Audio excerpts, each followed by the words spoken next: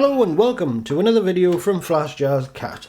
Now you might ask, what on earth do we have here? Dumb cart? Well, there's a reason for this. I was talking to Jakob of Retro Lemon the other day, just about things in general, and I remarked on the difficulty in finding subject matter for videos when there's a bit of a lull in work. Obviously it requires me to be a little bit more inventive when it comes to content, and I'm aware of requests I've had from patrons and other people who've commented on the videos asking for if I'd consider doing certain videos on certain topics, which I certainly am doing. But what he suggested was sending a few things in on loan, so I have to return them to him when I'm finished.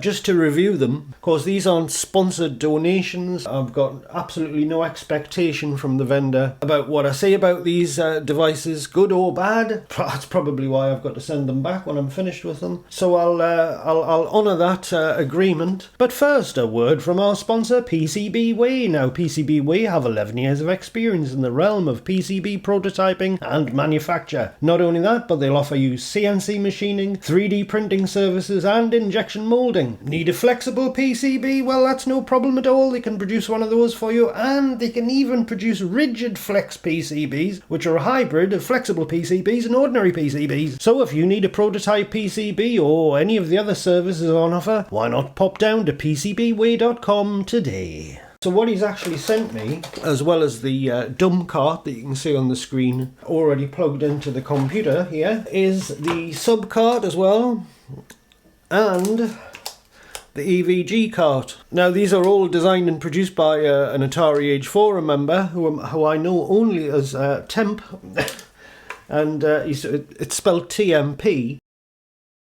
But these have become fantastically popular. Now, to all intents and purposes, these are based on the fundamental design ethic of the Ultimate cartridge by Robin Edwards, also known as Electro Trains, from a few years back, a good few years back. I think, as far as I understand, it's a combined MCU and FPGA kind of approach. It's a little bit more complicated than, say, the Uno cart, which was an STM32, as I recall, based cartridge. So all the logic of the hardware had to be done procedurally on the MCU. This is a little bit different. It actually has, as far as I know, something akin to FPGA logic plus the MCU capability. I think it runs at about 50 megahertz. So you've basically got a little computer on a cartridge here, much like the STM32 approach, but it's a bit more flexible, and it's not taking the bus racing approach that, say, the Uno cart took.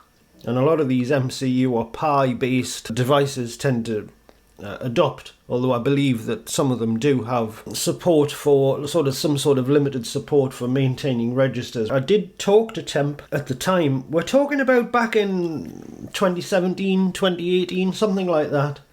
And of course I'd recently done the new firmware for the Side 2 cartridge and the Ultimate 1MB. And I suggested to him, because Side 3 at that point had never materialised, and I'd done some experiments trying to sort of get the job done using an Uno cart, because that was about the limit of my programming ability in C using these devices. And I had some limited success with it, but it was the bus racing approach just wasn't the way to go.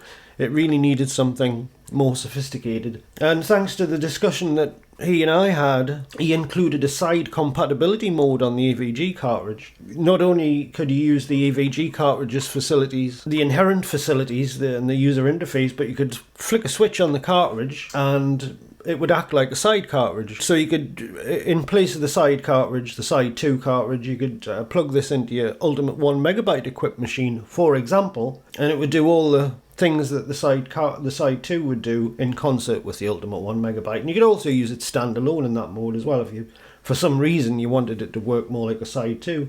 So this has gone through a number of iterations and improvements over time, and it was really a direct competitor to Side 3, ultimately, when Side 3 eventually did come out. But the two approaches are entirely different.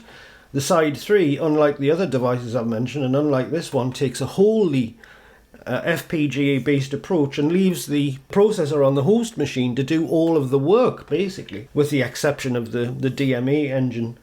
on the side 3, it's a gross simplification of what Temp's done with the AVG cart and these other carts here. But basically speaking, the cartridge itself it boots and it runs software which includes a file system handler. And since it uses SD cards with a FAT formatted file system, the MCU can take care of all the complicated stuff, including reading a FAT file system. I don't know if they're using Elm Chan's FATFS library or something akin to that. They probably are. And the Atari, the software on the Atari, the menu and what you actually see on the Atari can be much less complicated than, for example, the Side 3 loader, which I wrote and which is preposterously complicated and huge.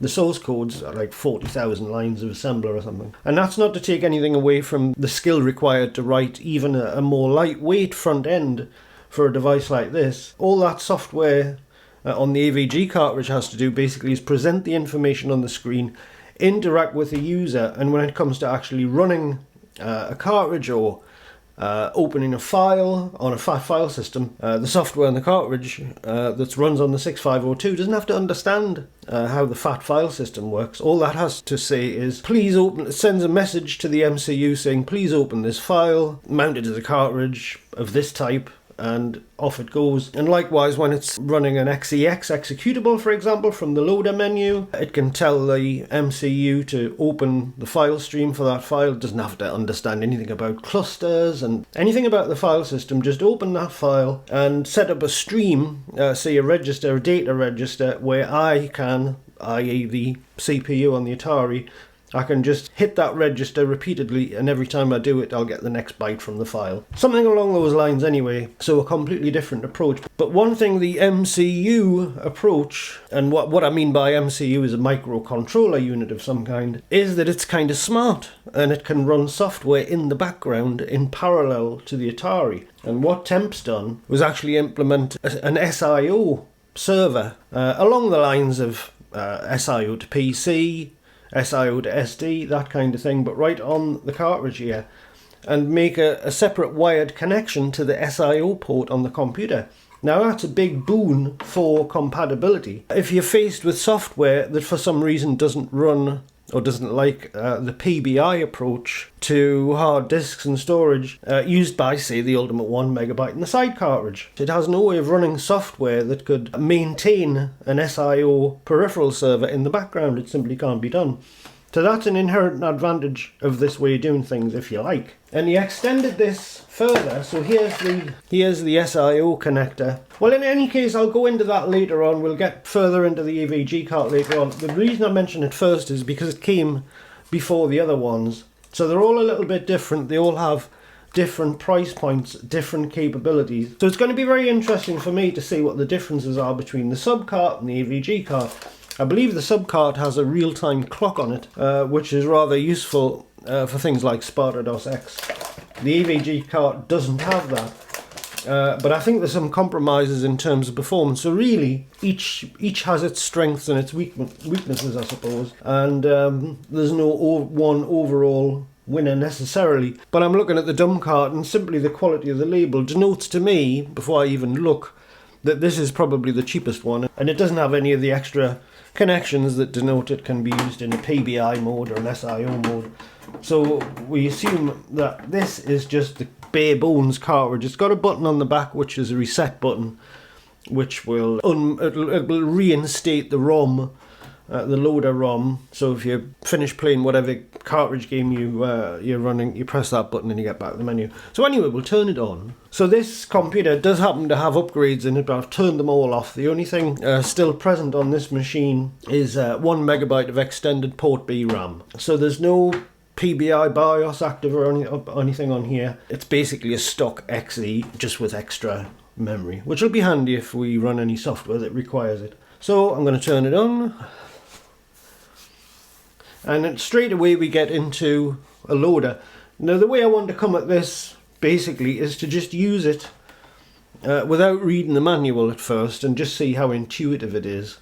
And I'm going to try a cartridge first. It's nice and fast. I mean, it's amazingly fast because as I've said before, the cartridge itself is reading the file system and the directories, and the software, the menu software, can just pull that through the cartridge connector. But nevertheless, the menu is very nicely programmed because it's nice and fast, very responsive, and of course you can page through the file list. I mean, it's sorted all of these, to give you an idea how quick the MCU is, it's sorted all of these into alphabetical order, alphanumeric order, in the twinkling of an eye, which naturally it's capable of doing. In the side 3 loader I had to do that long-windedly using the 6502, which can't possibly match it. You don't get any kind of scroll bar or anything on the right hand side, but you do get a letter in the right hand column here which denotes the file type. In this case it's C for cartridge. We can deduce that even if I didn't already know it. So we've got, how do you get in this menu here? I'm using a non-standard keyboard on this machine, of course, so if you press the caps key here, we get a little pop-up menu. So if we press that, Dumb Cart Firmware 1, built December 14th, 2023, and it shows you the current directory path and the number of files, which is nice. What else can we get here? Run random. So I'll just pick a random file from presumably this directory and run it. Disable, I'm assuming that just turns everything off. That turns the cartridge off so you can boot into whatever you want without actually having to physically remove the cartridge, which is pretty cool. If I press the reset key, it'll probably bring us back to the menu, which it does, and it even restores the cursor position to wherever you were before, which is a nice touch. As to acceleration, we've got, if we go shift, up and down arrow, and this is going to be common to all of these cartridges, the loaders are all going to work in broadly the same fashion. So if you press the left and right arrows, this is a sort of a page right and page left, so you can get through the whole thing very, very quickly indeed. It's so fast, in fact, I'm tempted to think that the microprocessor on the cartridge is actually building this file list as a screen RAM buffer. All the menu is basically doing is telling it to fetch the next screen full of data, because it's very, very quick. I don't even think the CPU's filling the screen with data. I'd be interested to know what is actually going on here, but it's incredibly fast. I mean, you could, using this approach, you could actually, for example, if you wanted to, have the screen in high resolution mode, sort of 320 by 200, and you could make the cartridge could draw the menu in the say the left or the right cartridge area, and we'd use that as display RAM. So the Atari wouldn't even have to render the screen. So you could have, say, a software 80 column display, for example, which would take far too long to draw with the 6502, but the MCU could just present screen data immediately. So that would be pretty cool. That's the kind of thing you can do. And I think, anyway, probably that's what's happening here, is that the software is asking the microprocessor on the cartridge to just give me another screen full of file names, basically. And once that's done, the menu has to do nothing at all, apart from maybe highlight the current entry. But I don't know how it works. It's not an open source project, so I'm just guessing, really. So anyway, if we try Ace of Aces, which is the one I always used to test with the side cartridge, and there we go. So Ace of Aces boots right up, nice and quick, no problems at all. So if I press the reset button on the back of the cartridge now, as you can see, it's reinstated some different ROM content, the loader itself, and if I press reset now, that'll actually rerun the loader, and we're right where we left off. To get out of to go up a level in the directory structure, we press the delete key. Yes, we've got a search facility as well. Well, let's try that. Let's try the search facility. So we press the / here, or the question mark. We can search, and we'll do a search for Ace. Obviously, we're going to match all sorts of things, but we very, very rapidly get a list of results recursively from the entire file system tree, which is great. Very handy indeed. So we've got that. How do you cancel the search function?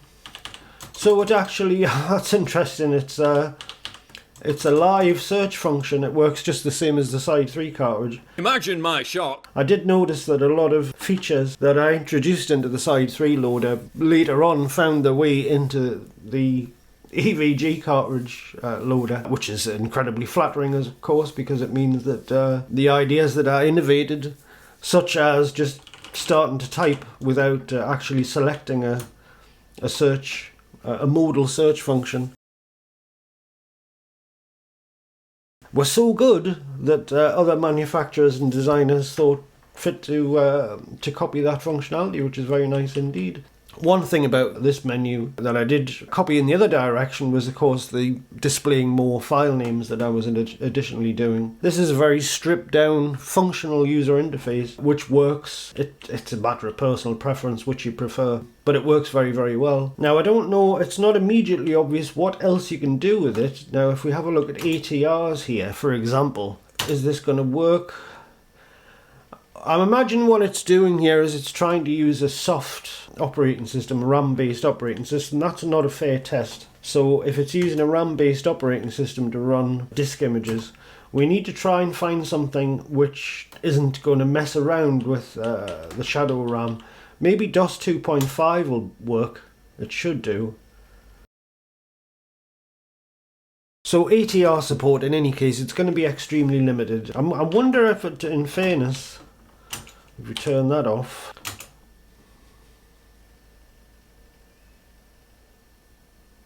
there we go. So I got it to work.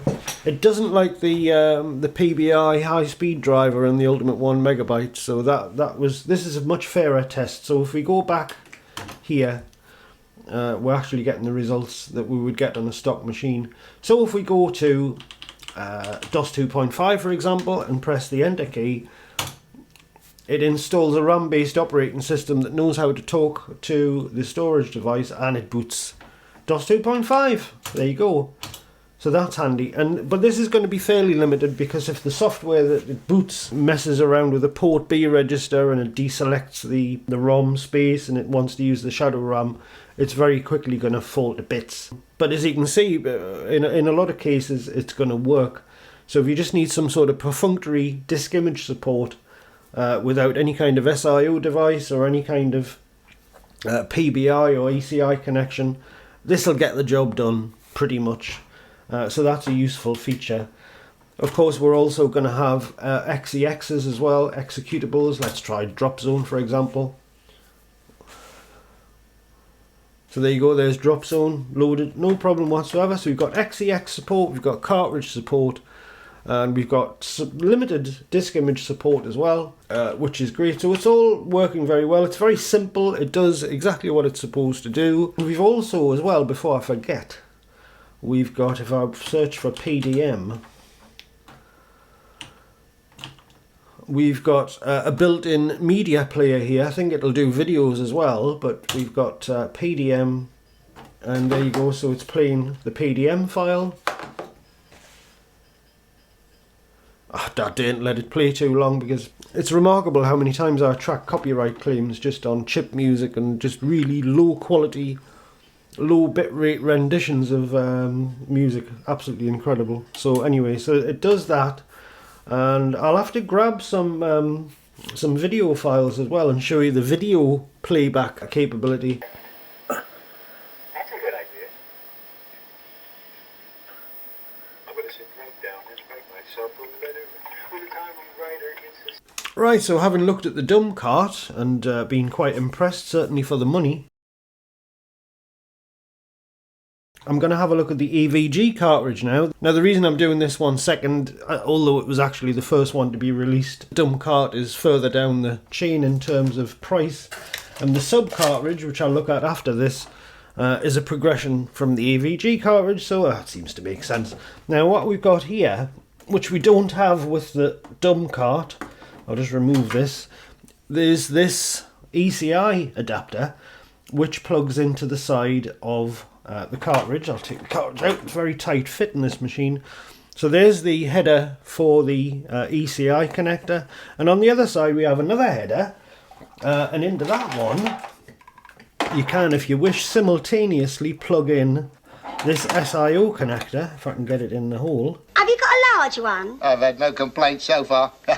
So the SIO connector goes in that connector there. These connectors were initially, in the earlier revisions of the AVG cart, they were buried inside the case on the board. It's sort of diagonal layout. So you had to open up the cartridge if you wanted to get at them. I can't remember if the SIO port was there or if the same port doubled up for both functions, but obviously Temps put the two headers in an easily accessible position now. And also I noticed we've got a lead which appears to be an audio connector, and I'm not entirely sure where you're supposed to plug this one. It's a different sized connector, so maybe that's for a different cartridge. Yes, yes. So this one here, which is presumably stereo audio, that goes on the sub cartridge, so we'll leave that for now.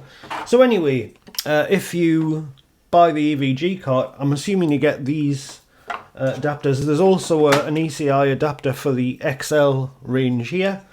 I'm assuming you get these in with the pack now. I don't know if they're optional extras. In either case, you should get them. Definitely get them. Because, and the SIO connector as well, because it extends the capabilities of the device very greatly. Now, in common with a lot of multi-cartridges that handle disk images, the AVG cartridge originally used a soft-loaded patched operating system when you attempted to mount a disk image. Now, there's complicated reasons for this. Anybody who understands the sort of the architecture of the Atari operating system will probably appreciate that there's no way to patch the SIO vector in the operating system ROM so that it'll recognize hard disks and stuff like that. The only way you can actually patch into it is with an ECI or a PBI device handler, which is beyond the capabilities of a cartridge, because a cartridge can't access the PBI overlay memory, etc, etc. It doesn't have those lines connected up. That was the way that things like Side 3, if you don't have the ultimate 1 megabyte, which provides that PBI overlay ROM, that was the way the Side 3 did it. It was the way that I think the Uno cart did it. The Ultimate cart, I think, had that capability as well. So that set the precedent. That was the way the things were done. Now, there's two extra solutions presented with the AVG cartridge, because the AVG cartridge, as I've mentioned before, it's actually got a processor on the cartridge, and it's an FPGA solution, but it also runs code. So the developer obviously thought, oh, I can actually run a peripheral emulator on this device and hook it up to the SIO bus. So that offers a fantastic amount of compatibility, because there's always some disk images that were released years and years ago that don't play nicely with PBI devices, which are completely isolated from the SIO bus. And especially if any kind of loader that talks directly to the Pokey chip, obviously it's not going to work with a parallel based solution which has no access to the SIO bus. Initially we had the SIO connector, and then of course we've got the ECI connector, which gives you the best of both worlds. And there's a sensible hierarchy into how this works. When you mount an ATR from the EVG menu, if just the SIO connector is present, it'll mount it via SIO. If just the ECI connector is present, it'll mount it using a PBI BIOS. And if both are present, I think it prefers the ECI solution. And if neither present, it'll attempt to use a patched operating system with no intervention from the user, which is sensible. So I'm going to hook the SIO connector up, because that's the one I want to try first. And I've never tried this before because I've never had the cable. I do have an AVG cart, but I've never had the cable.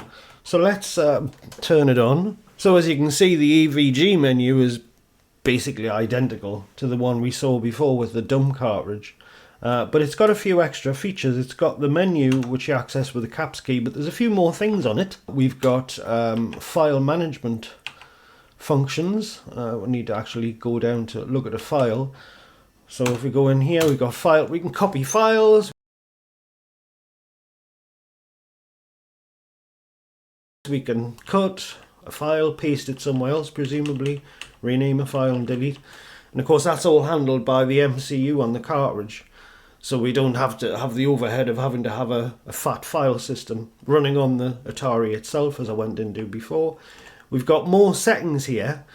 We've got expand memory. So with the that's not going to work at the moment because I haven't got the ECI connector plugged in. But we've got memory expansion, which I've looked it up since the first time I looked at it here, and that's a 576K expansion. Now this Force 1088 kilobyte, I joined the Discord actually, the AVG Discord, because it seemed a good resource, and it was a good resource. I can use this search function on there and found out, for example, what this is for. Temp describes it as a bit of a kludgy solution. I'm assuming there's a finite amount of RAM on the cartridge, obviously, maybe a megabyte, and this only works with ATR mounted ATRs, and it attempts to implement a 1 megabyte RAM expansion, but it only works with ATRs, and so they're not going to work at the moment because I haven't got the cable plugged in. This seems to keep turning itself off as well. I think it's a known issue, so maybe it'll be a firmware update for that. We've got the high-speed SIO index here, because likewise, with as well as with proper ATR handling over the ECI bus, it'll also provide a high-speed SIO driver. It's exactly the same thing as the Ultimate 1 megabyte does. That provides the hard disk support, the SD card support, and it provides a high-speed SIO driver. But of course, this is all on one device, so it doesn't depend on having an internal upgrade in the machine. Enable selector on reset. These are just sort of user preference things. You can have letters on the screen that you can just hit the letter. The side 3 loader's got a similar thing, but they're over on the right. Not quite as convenient, but I didn't like them on the left owing to the way I designed things. So you can have that on or off. Auto side on, power on. So the AVG has a side compatibility mode, not side 3, side 2. I don't know if side 3 emulation would be possible. It'd be kind of useful. But in any case, that's something I talked to Temp about years and years ago when he was first coming up with this design. And I thought it'd be a good idea because side 3 didn't exist at the time, so you can turn that on and off in the options here, and you can set the colours and you can do all sorts of things. And then we can save this. Maybe I wasn't saving things before when I tried this, so we'll save that anyway. That's presumably stored in the non-volatile memory of the cartridge. So things will stay the way you like them. What else have we got here? We've got the OS select. This, again, this is only going to work with the ECI connector plugged in, which we'll have a look at later on. And what else have we got? Run random file, disable cartridge. Right, so there you go. So it's pretty straightforward. And so what I want to try here, I know I'm using this SD card's a real mess. It's got all sorts of stuff on it. But I just want to show you DOS 2.5, let's say. We'll just boot the DOS 2.5. And here, yeah, we're getting the SIO sound. So that's the SIO bus actually being powered from the cartridge, which is tremendously cool. Very, very good. And that all works fine. It's read-write, I believe. And there you go. So there's DOS 2.5, and that's booted over the SIO bus. Now, if we go back into the loader, if you press the left button, I think there's a reset button here, and press reset. We're back in here. Now, if we go into, I want to see how quick we can make this work. So, high-speed SIO divisor, I want it on 0, because that's the way I like it. Let's try that again, see if it works quicker. I don't know if that sounded any different, really. Not too sure. I suppose we should run an RW test. It all gets very complicated trying to have everything I need on the disk. Now, what I'll do is I'll turn it off and I'll plug the ECI connector in and see what we can do with this. Okay, so I'm going to try boot the same thing. Now that is running at divisor 0. That's interesting. Maybe it's just because I've rebooted the machine. Well, that's good. Let's try that again and try it with a different file. I'll turn it up a bit so you can hear it. That one. That's better.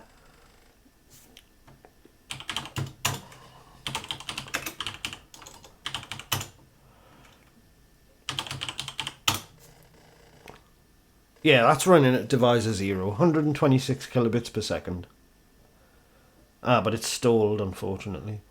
Because I always run divisor 0 over SIO to PC, this thing here.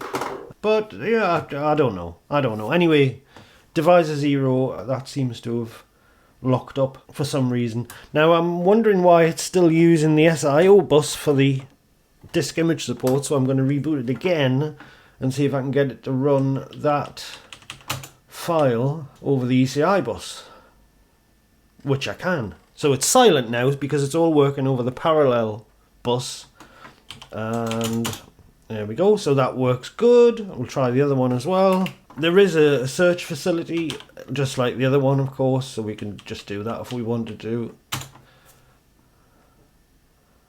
So it's obviously, it's super fast. Oh, I'm already in DOS. Basic off.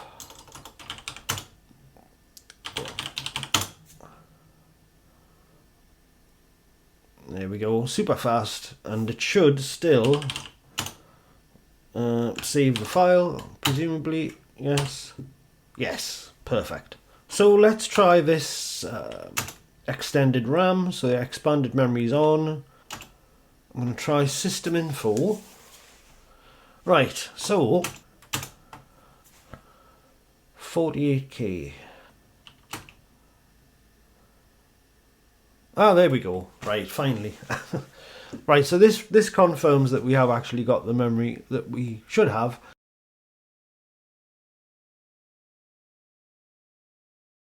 At 512K of extended memory. So there we go. So that shows you that the extended memory is working. So that's handy. So you've got ATR support, extended memory. We can change the operating system as well. So if we press reset there, go back into the loader and go in here. Where are we? OS select. Right, so let's try something we can really see.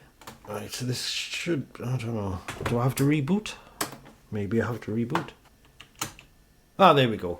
Right, so you need to reboot after you change the operating system. So here the AVG cartridge is providing the QMEG operating system in ROM just through the ECI bus. So this all works very well. I think obviously you need to sit down with it and get used to it and get used to the little quirks.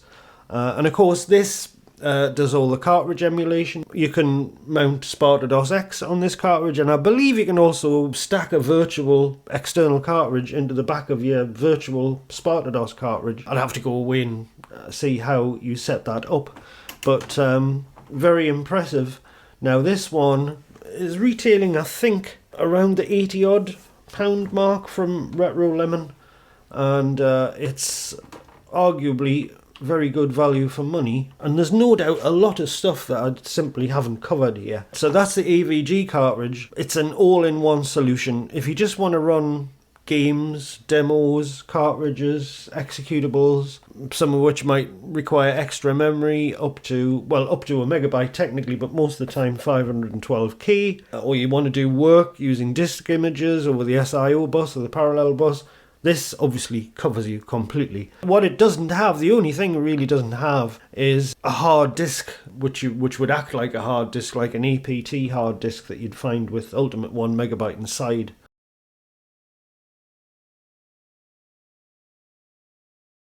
It has a bias towards the stuff that people more commonly want to do. Most of the time, you just want to do what this cartridge will do. Obviously, there's the enthusiasts who want to set up 32 megabyte hard disk partitions and all that kind of thing. And Ultimate 1 megabyte inside 3 will do that for you. So yeah, it's a pretty good experience. As I say, I have got an AVG cartridge and I have used them before, but this is the first time I've experienced the extra functionality with the ECI and the SIO cables.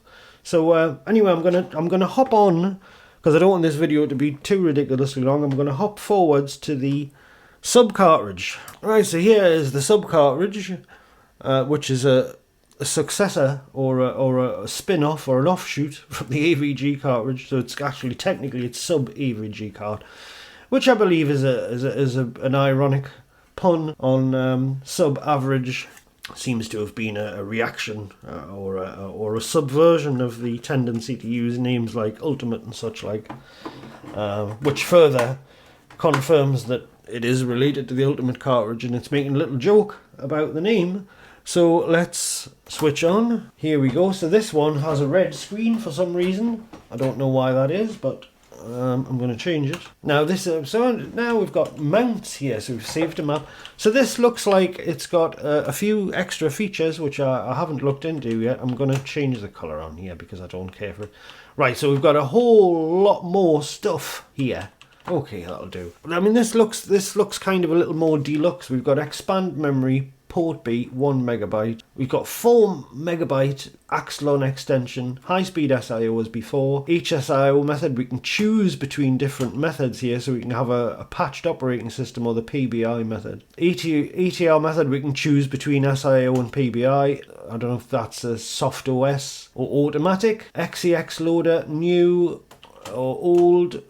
Enable selector on reset, we had that before. Show letter shortcuts, auto side mode, so it's got the side emulation mode. Keep mounts, not too sure about what that does. I'm going to have a look, see if there's an online manual, because there's an online manual for the AVG cartridge, but I haven't seen one for the sub cartridge. Hopefully there is one. Real-time clock, what kind of real-time clock that is, I don't know. As I say, I'm coming at this as if from a completely, well, I am coming at this from a new user perspective because I've never used one of these before. Pokey emulation, STA's mono, I don't know what that is.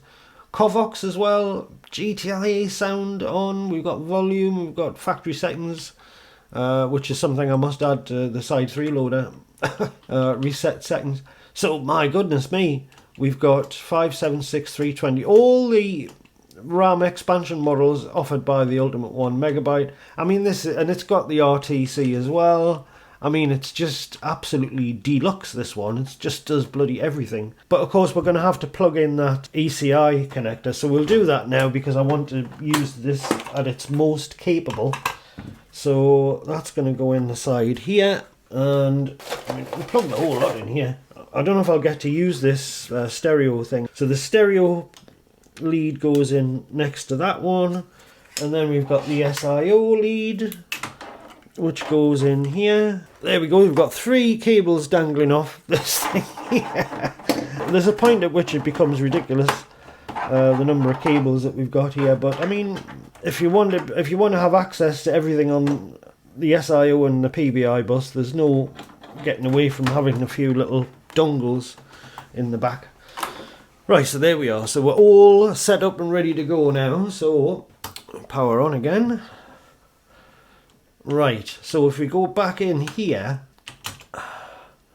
Right, so we've got 1 megabyte, high-speed SIO, HSO, SO on PBI, ETR method. I want it on PBI, I think. XEX loader new. I wonder what's new about that. Okay, let's try a few things here because I've never used this before. Let's try our Ace of Aces test. And that's fine. So I'm assuming the left button is the reset button here. This, I think, it's got 3 buttons on the back here. You can't really see them. There's 3 on the back. There's 3 buttons on the back. And I'm assuming that one of them is a swap button, so you can mount multi-volume disk images. And when it asks you to swap the image, yeah, you just hit that button and it'll rotate the whole set. Exactly the same thing as you get on the side cartridge, the incognito and that sort of thing. It's very helpful if you've got multi-disc sets of stuff. So we'll assume that just works out of the box. So I'll do my old DOS 2.5 test. That's booting over the SIO. We've also got a little activity light here. I want to show you that. I think that's a new thing. Press that, press that. Yeah, you can just see a little burst of activity there. I'll load something else. There you go. So you just see that little light flickering there. Now this, it was said somewhere that the subcart was supposed to be a bit slower. It's got more features on it, but it wasn't quite as fast. So I'm just going to try and run that same file again. See if I notice any difference. No, that's fine. It's fast as hell. Obviously, the developer's going to be looking at it from a perspective of complete oversight and complete insight into what's being done. But at the end of the day, I think the user just cares about whether it works or not. I can't do like hard disk speed tests and things because it doesn't provide one. I would benchmark the I/O on the cartridge if it was possible to do so. I mean, I could set one up with an ATR, I suppose. Well, let's try this XEX loader as well. In fact, I know what we'll try. We'll try Atari Blast, because that needs a megabyte and we couldn't get that to work before. So I'm going to try it now. Come on. Yes. So the XEX loader's, it seems about the same speed as it did before. Oh, got a bit of corruption on the screen there. I don't know why that is. Bit of a glitch. I don't know why. Something got corrupted during the load process there. I don't know why. Newman. Well, that needs a megabyte, so let's load that. There we go. So that's working. So if you're looking for some documentation for the AVG cartridge, your first step needs to be here, atari8bit.net, tutorials Re AVG cartridge, which is calls to mind the classic book Re Atari. Now this resource has been created by Mr. Robot, I believe, and it's quite a nice online manual, if you like, or quick start guide. We've got all the keyboard shortcuts here, joystick input, you can use it with the joystick as well, description of the buttons on the back of the cartridge, so we've got the reset button, and that's the file I was missing in the root directory of the AVG cartridge, OS XEX2.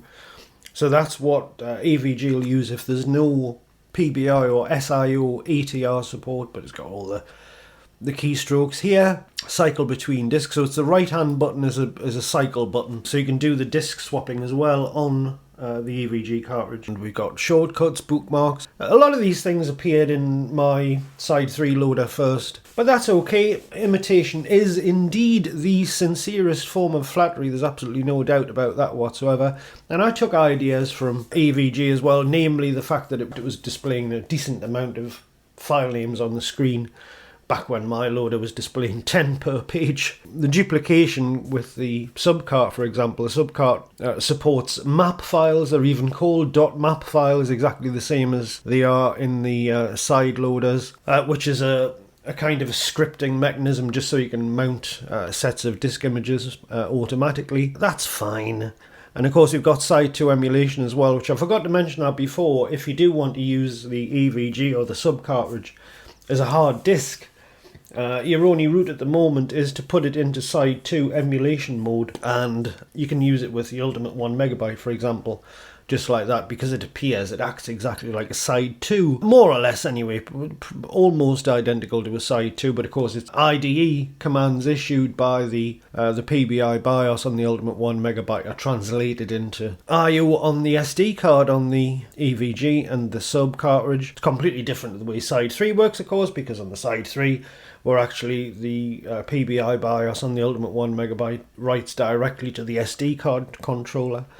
But the user doesn't care about that, they just want it to work. So there you go, so the AVG emulates the IDE interface of the Side 2, so there's your hard disk. We've got a little guide there about APT partitions, we've got a printable shell, cable assembly, how to make your own cable, but of course you can buy them now. So if we have a look here at the AVG cartridge on RetroLemon, that's £95. Now, bear in mind, if we compare that to, if you can even still buy it, well, Side 3's out of stock, Side 3's finished. This should really be taken off permanently now, because Litharex said that he was going to stop producing them altogether. But anyway, when it was available, it was £111. So if we compare that to the AVG cartridge, obviously it's 15 quid more than the AVG. If we look for the sub cart, that's 113.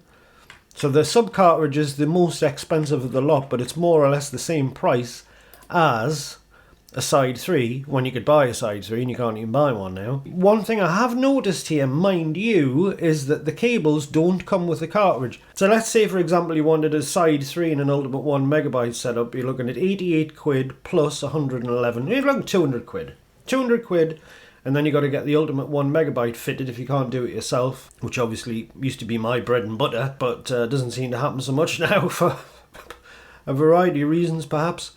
So you're looking at 200 quid for the Ultimate 1 megabyte and the Side 3, and that would do everything you want to do. Bearing in mind it doesn't have the SIO functionality and the built-in stereo and that kind of thing. The Side 3 was going to offer a RAM upgrade with its little wing side interface thing, the little add-on that you could buy, probably for about 20 quid, but it never materialised, it never got done. If you have a look at the Side 3 loader, you'll see that there's Certainly in one release version, there was stuff about extended memory and PBI BIOSes and stuff in the settings menu, which is just, it never became active because everybody just completely lost interest in progressing these features by the looks of things. So anyways, Ultimate 1MB and Side 3, to give you something broadly similar to what's offered, let's say, by the AVG cartridge. But if you want the cables as well, so how much have we got? £17 for the SIO cable. We've got,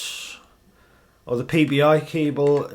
So I'm assuming the ECI and the PBI cable are going to be about the same price. So the PBI cable's 25 quid. So there's 40 quid.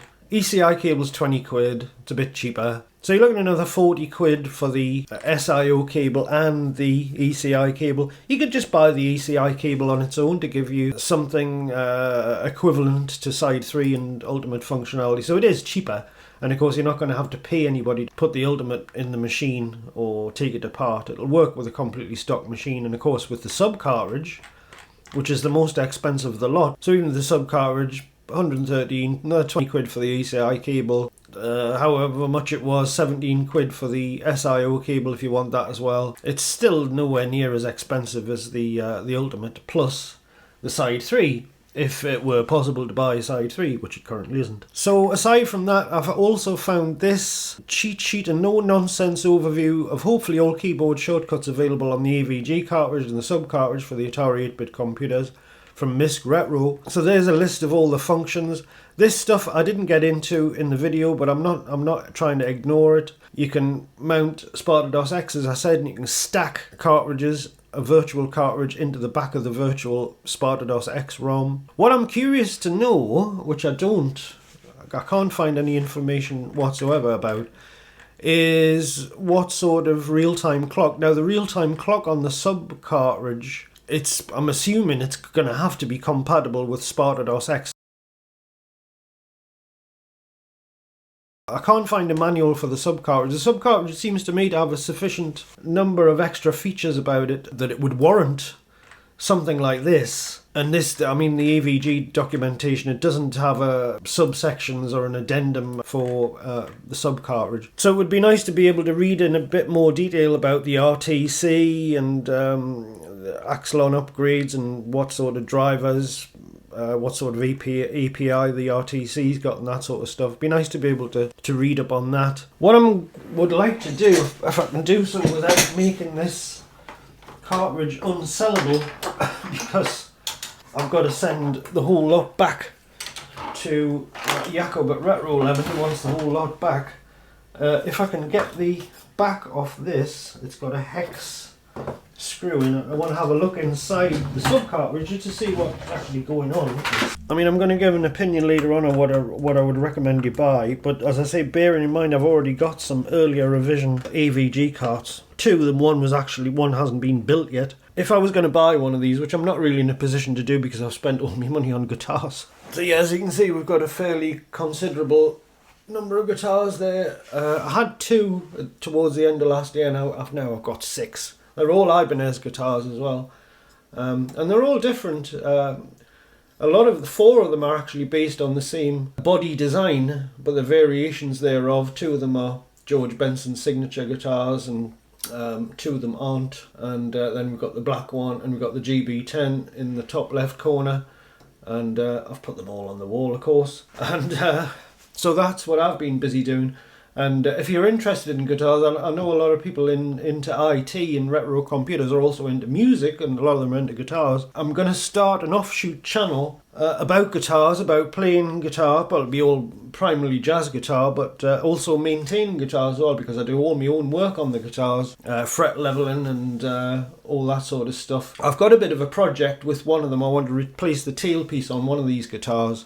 So I thought I won't just do it, I'll do it and I'll film it. And that'll probably be the first video on this guitar channel. So I'll let you know when that's up and running. And you can, if you're interested in guitars, or if you're interested in archtop guitars and jazz, you can come over there and you can have a look. Right, so back to the sub cartridge. So when you take the back off, you're greeted by "Hello" message here. They're very nice. And you can see the 3 headers here. There's actually a 4th one here, which I don't know if that's an internal programming header. In fact, there's a lot of headers on this board. There's one in the middle there. I don't know if it's a debugging header or a programming header. There's one there that's not populated. There's headers all over the place.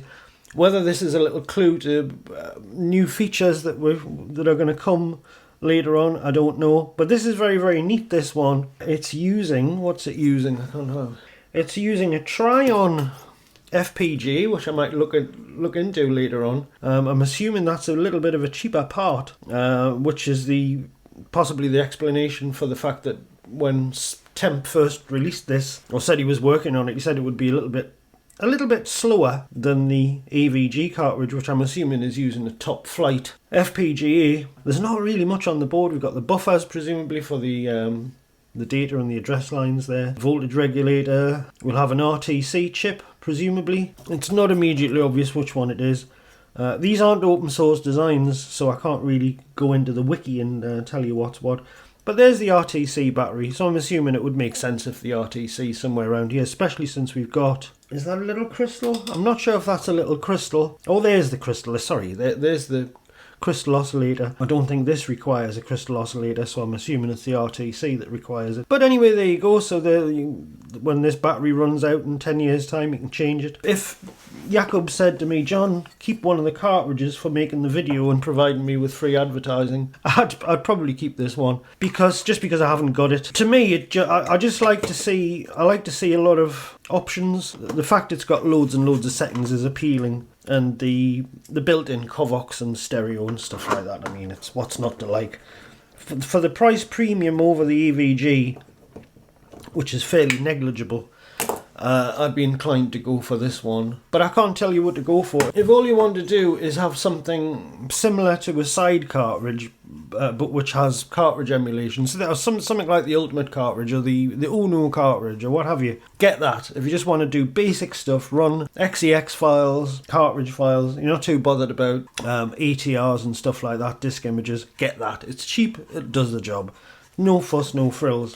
A little bit more sophisticated, get this. I believe this to have technically speaking, the highest performance, probably because it's got I'm assuming a more expensive FPGA. It's bristling with features. It's got the SIO bus connector, the ECI, PBI bus connector, provides you with extra RAM. If you want disk image support, cartridge support, XEX support, and the ability to run basically any software in a disk image container, regardless of whether it plays well with PBI solutions or not, get this. But if you want to go a stage further and have up to 4 megabytes of Axlon RAM, the interesting stereo and Covox solution, which I haven't got around to testing it. I'd have to rig the output up to the TV, and then we've got the contention of the fact that the audio feed from the SCART connector is already going in the TV. So I've been a bit lazy, but I believe it works. So if you want that, if you want the stereo and you want more options and more of everything, you can go for this. I don't think you'd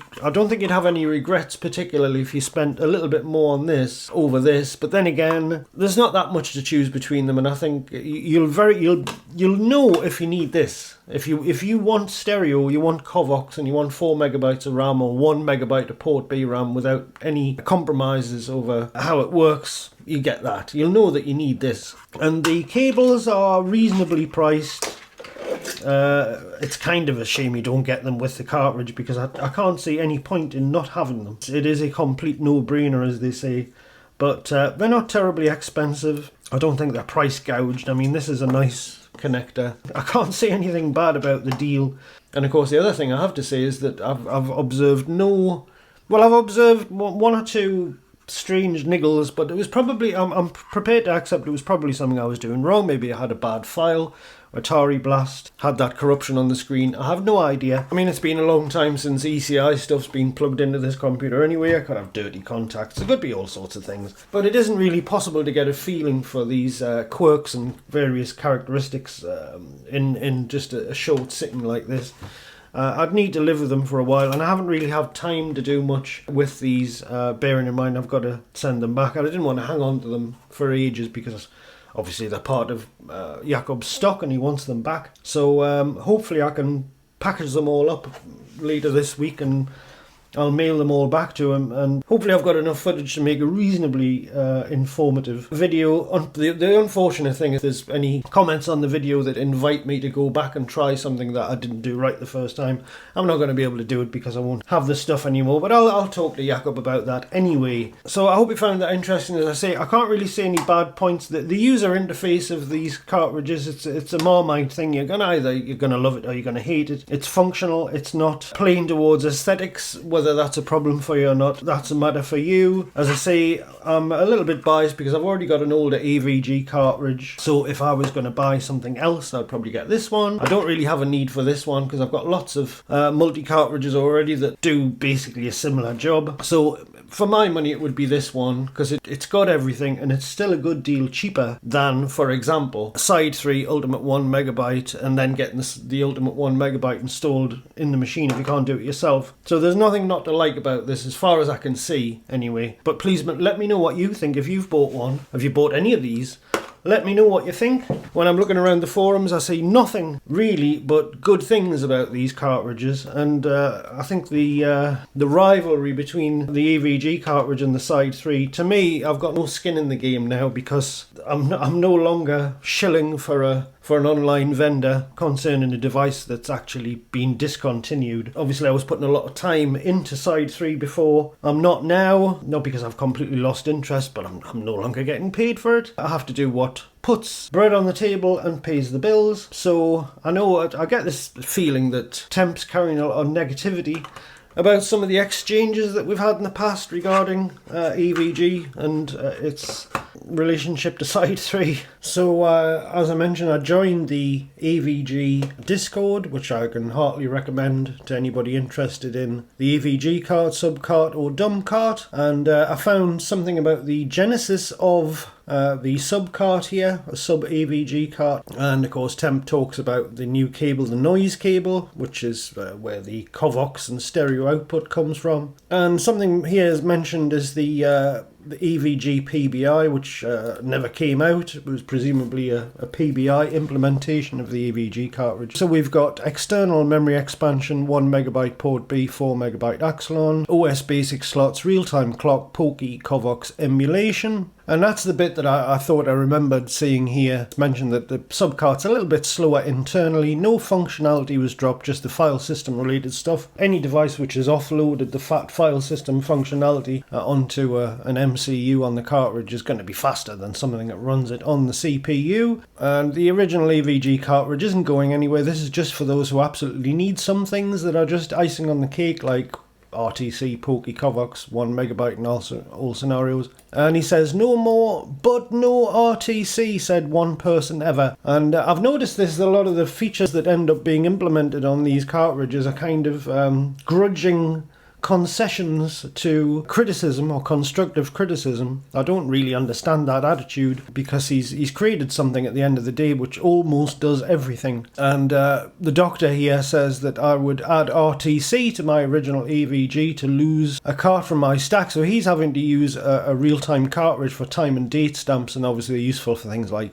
bulletin board systems. And somebody asks here, what's the RTC needed for? Some file-specific DOS that stores timestamp metadata of files, and Temp says rumour has it. So he's implemented this thing and he's kind of dismissive about how useful it is, but the fact of the matter is the FAT file system used internally by these cartridges does timestamp files, and if the cartridge was capable, I didn't notice whether it was or not, if it was capable of creating a new folder or creating a new disk image on the fly inside the loader, it's not going to be able to derive the timestamp information for that new file or folder from anywhere other than a real-time clock, which keeps the current time. So it's very useful in that respect, regardless of whether it can be exploited by things like Sparta-DOS X or bulletin boards, etc., etc.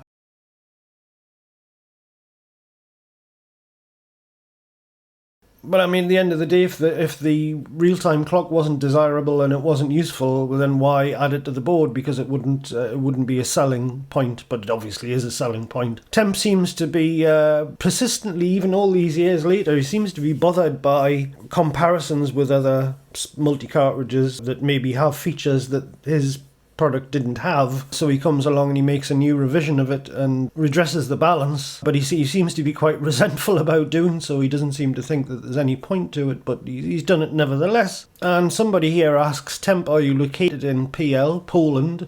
And Temp says, no, he's not. So there we go, there's the answer. That is why the AVG cartridge and the subcart work in situations where other cartridges don't, because Temp isn't in Poland. So there you go, there's the answer we've all been looking for. But, well, I hope he can get over it, because I have. I think he's done a marvellous job with these, especially the fact that it comes in 3 different flavours. I think the design is much smarter than it used to be. The labels look nice.